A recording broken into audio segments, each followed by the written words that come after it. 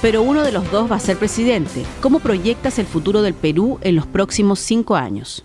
Bueno, el Perú es un país maravilloso, ¿no? A pesar de todo, crece, a pesar de todo, la gente la pasa bien, a pesar de todo, hay emprendedores, a pesar de todo, Gastón Acurio vende 100 millones de dólares en comida.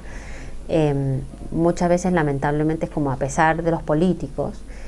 Y tal vez este no va a ser un caso muy distinto, ¿no? Lo que va a pasar, lo que uno esperaría que pase, es que haya probablemente un impacto en la economía del nuevo presidente o presidenta, que ese impacto no va a ser mayúsculo, pero va a haber menos crecimiento, probablemente el primer año menos inversión extranjera, que van a estar mirando cuáles son las nuevas reglas del juego. Es posible que se aumenten los niveles de conflicto social, porque justamente esto que yo te digo, la gente está esperando respuestas, y si el 20% duro de Keiko Fujimori, que espera que de un momento a otro vuelva a llegar la política social de distribución de ropa, etcétera, no llega rápidamente, va a ser un 20% que vas a sentir muy ofendido. Y en ese sentido puede haber ahí, digamos, un entrampe, y el otro entrampe va a ser el entrampe más político, justamente porque llega al Parlamento una enorme cantidad de gente nueva que no tiene experiencia en la política, llegan algunos con más experiencia, que no tienen mayor vinculación con los movimientos que los han elegido. O sea, no te extrañe que pasado mañana los que han sido elegidos por un partido terminen siendo de otro, salvo los apristas, que son los que pertenecen a un partido, todos los demás pertenecen como a movimientos.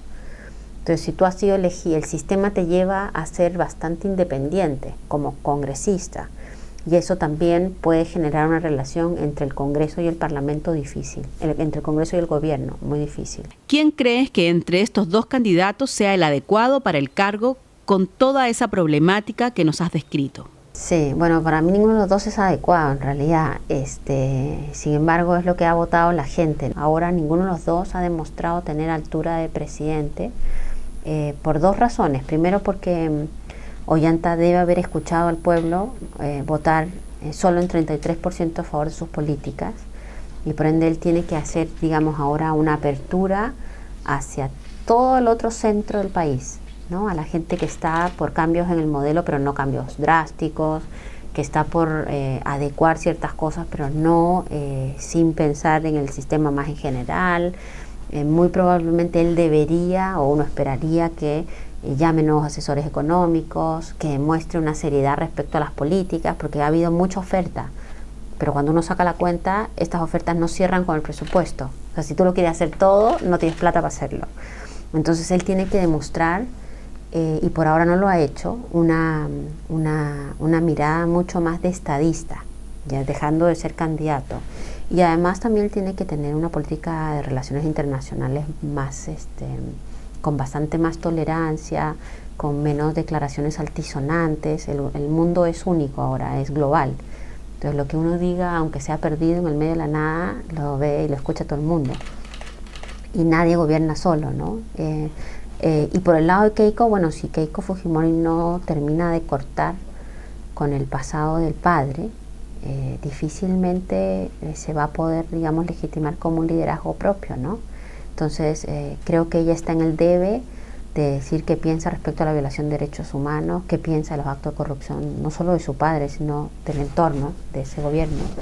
Y eso puede abrirle, al igual que Humala, puede abrirle un espacio hacia gente que hoy no votaría por ella jamás, porque ella no ha deslindado con ese pasado. Y claro, en cualquier caso los dos tienen que decir qué van a hacer con el Parlamento, cómo van a respetar el Estado de Derecho. Entonces, una vez que eso suceda, podemos ver cuál es el mejor. En este breve tiempo se pueden superar todas estas situaciones. Estos requerimientos son muchos. ¿Técnicamente se puede? Sí, se puede hacer. O sea, estas cosas que yo te digo son cosas de tomar una decisión. Ollanta tiene que tomar la decisión de decirle a la gente que para gobernar el país no se puede gobernar solo con el 30%, sino que hay que tratar de gobernar con la mayoría. Porque uno puede hacer un gobierno de mayorías, pero un gobierno de minorías es de una fragilidad profunda, ¿no? Entonces, él tiene que asegurarse ese centro. Y para asegurarse ese centro, muchas de las cosas que han planteado, que probablemente no serán las estructurales, pero muchas de las cosas que han planteado tienen que cambiarlas o tienen que ponerlas en cierto formato en el tiempo. Él no puede decir hoy día vamos a regular no sé, completamente la inversión extranjera, pero la inversión extranjera está vinculada con contratos. Al final ya tenemos historia en el país que cuando se hacen estas cosas a la mala nos termina costando más caro. Y lo mismo con Keiko. Keiko tiene que sentarse y definir si ella va a optar por su voto duro, fujimorista, que le da un 20% de piso, pero también le da un porcentaje importante de rechazo, o si ella va a empezar a incorporar otra gente. Si tú ves sus voceros, son los mismos voceros del gobierno del presidente Fujimori.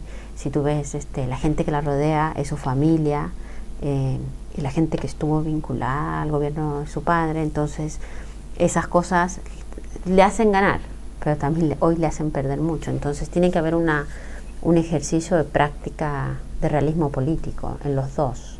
Ollanta ha dicho que se ha desmarcado del presidente Chávez y ha dicho que su cercanía es con el expresidente Lula da Silva. Incluso tiene 2 asesores del gobierno brasileño. ¿Tú le crees a Ollanta? Sí, claro, no hay motivo por no creerle. También es cierto que en el caso de las declaraciones de él cuando sí estaba vinculado a Chávez, dijo que estaba vinculado. Y cuando lo admiraba, dijo que lo admiraba, y ahora pues ha crecido y ha madurado. Y también Chávez ha empeorado, ¿no? Porque también es un proceso de los dos lados. O sea, también Chávez de hace 10 años atrás no es el Chávez de hoy, ¿no? Entonces, sí le creo. Ahora, por supuesto que también es una estrategia política importante vincularse con un estadista en América Latina, ¿no? Hoy difícilmente alguien va a decir, a mí me gusta Fidel Castro, porque a Fidel Castro ya no le gusta ni a Raúl, pero si tú te pones a pensar, es una buena estrategia. Yo creo que Ollanta Humala, si bien no fue mi candidato para la primera vuelta, es el que mejor planteó su estrategia de campaña, ¿no? Dejó de usar desde cómo se viste, hasta cómo habla, hasta cómo generó sus propagandas de campaña. Ha tenido un acercamiento a la política bastante más profesional. Ahora, si eso va a implicar que después va a ser un gobierno de ese estilo, esa es pues una pregunta abierta, ¿no? Pero ya en Perú tenemos muchas experiencias. O sea, se votó por Fujimori porque se creía que Mario Vargas Llosa iba a ser peor y que Fujimori traía un programa de gobierno de un estilo, y el día siguiente que ganó cambió a su jefe de plan de gobierno, hizo otro.